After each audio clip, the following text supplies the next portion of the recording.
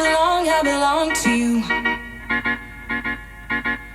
I belong to you. Do just what you want. You're the one I trust, and I'll always be right.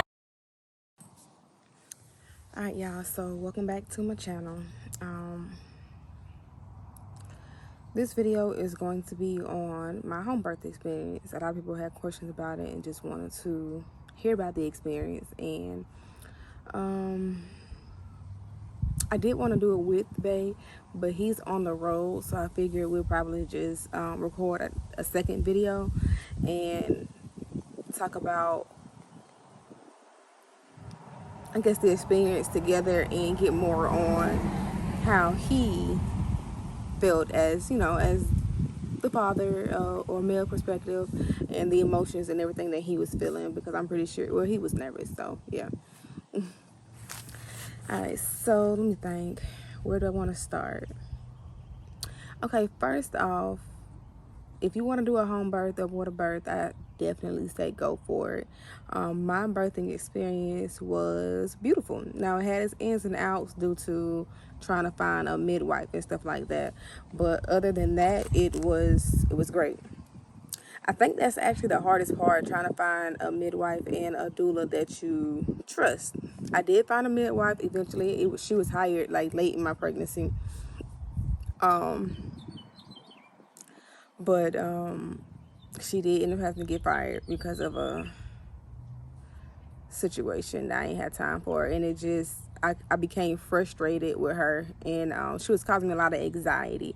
So remember that whoever you hire, you can also fire, because at the end of the day, you need to be at peace. And I'm glad that my doulas had to remind me of that. So don't try to force a relationship. Make sure that you're comfortable. So when it comes to looking for a midwife or a doula, do your interviews. Don't hire the first person or second person you talk to.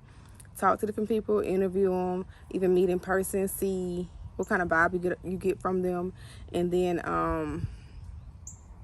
write their names down, write what you do like and don't like about the person, and then go from there. So don't just go with the first person that you meet with or talk to, because I did have a doula as well there, but I had to fire her too, because now we did interview, and the vibe that I got from her was cool. She was Caucasian, so I definitely wanted to meet with her because of the area that I was in, to make sure I ain't get no racist vibes and like that. And I ain't get that, but she wasn't checking on me. I would ask her questions or anything like that, and she was not getting back with me with the answers. So it's like, why are you here? You gotta go. So yeah, boom. Now, my biggest problem was finding a doula, a midwife that was black, because I wanted someone my color. Now, if you are a mother, or if you heard any of the stories of black women giving birth and things like that, you will understand why I wanted someone of color. But due to the area that I was in, I was not able to get that. So that's when I started looking at the Caucasian midwives and doulas and stuff like that, which they are, it's some great ones out there too, but that was just my preference. It's after that, let me see.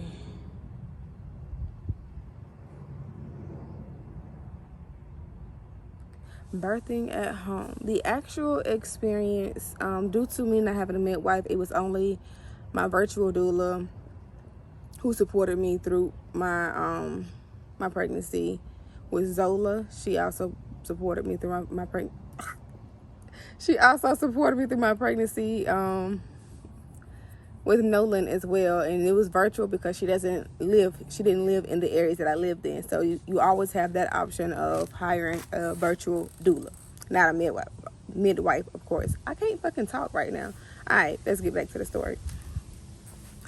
And my physical doula was there. She was also a birth photographer, so she actually took pictures of the birth as well. And Bae, my mama, and his mama, and then, of course, the kids, but they were asleep. So, but that was it. No midwife or anything like that. So, as far as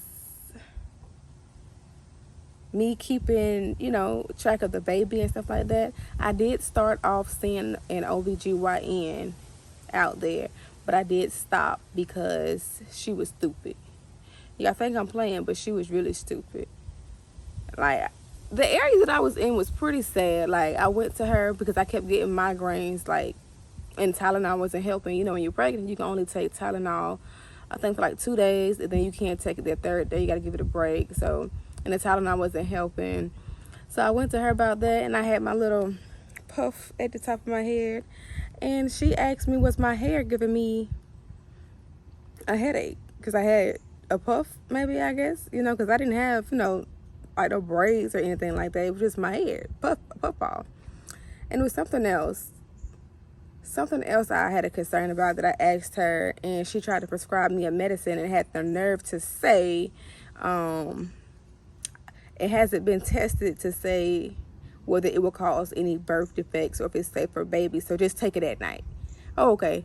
Take it at night, so nothing's going to happen. Stupid shit like that. So I had stopped going to her for a while because she pissed me off. She pissed me off bad. But I decided to continue to see her just to keep track of the baby.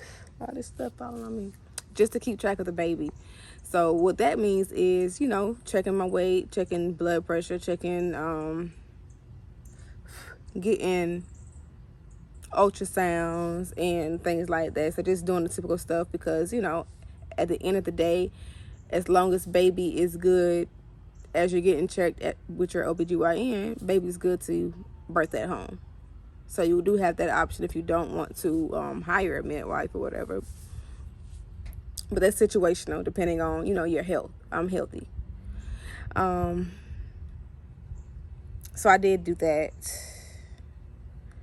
And that was mostly because I didn't have a midwife at the time. So once I did hire the midwife, I did switch my care into the midwife's care 100%. So I stopped seeing the OBGYN. I did not have any cervical checks. You do have the option to decline that, and I did decline it. I have my reasons because when I was pregnant with Zola, they kind of overdid it because of the kind of cervix that I had, and it was too much for me. So I declined that. I did not get any of those little shots or whatever that they have you get during pregnancy. I didn't get that either. Hell, I didn't even take the glucose test. I had the option to take it, but I didn't take it because I didn't need to take it. I wasn't at risk for having the diabetes thing, and I didn't have it with either of my other two. Now, if you want to be safe or on the safe side, you can still take that. That's just what I chose during my experience.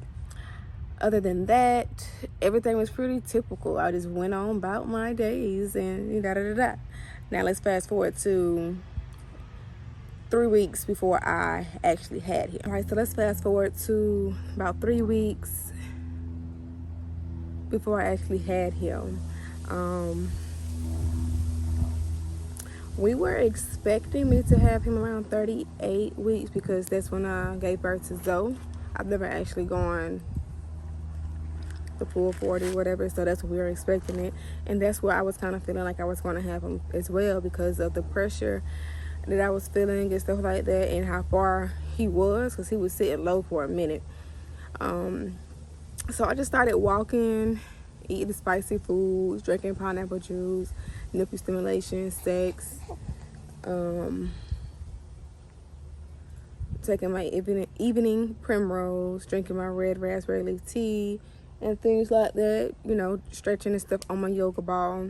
Really trying to get him to come on out because I was tired of being pregnant. Like, I was over it. The birth pool was already set up because at this point we was expecting him to come any day. So that was already set up in the bedroom. And I think that it was that morning. I want to say like around 3, maybe 4, something like that, when I was having contractions. It started off. I don't think I knew I think I did know that was the day because the contractions didn't stop. Usually it'll go on for a few hours and then it'll stop, and it didn't stop.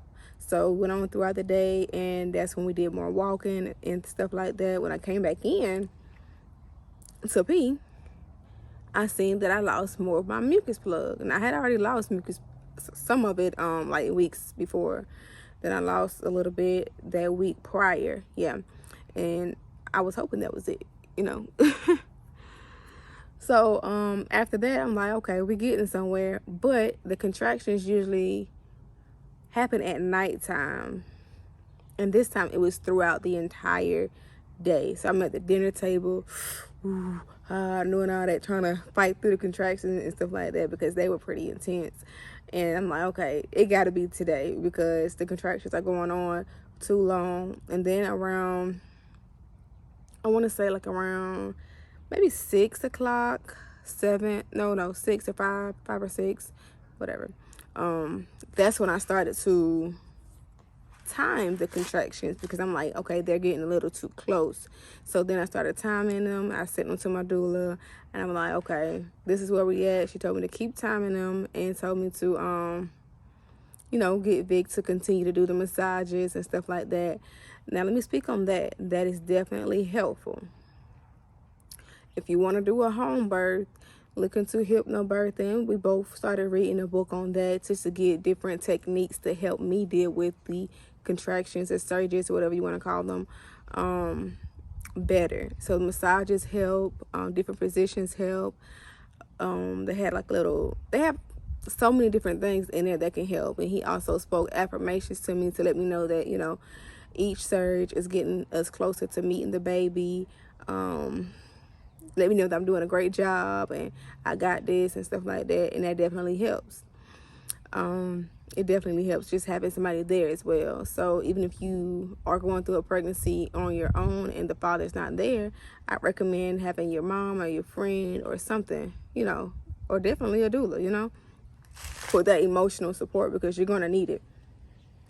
So anyway, around 9, because she lived like an hour and a half away, so she was already preparing because she said that baby's probably going to come tonight. So around 9 o'clock, I think that's when she got there. And I had on a sports bra and I think some shorts. By the time she got there, I was out those shorts. So I'm only in a sports bra this time because I think it was just too tight around my lower. Well, probably just aggravating me. I don't know.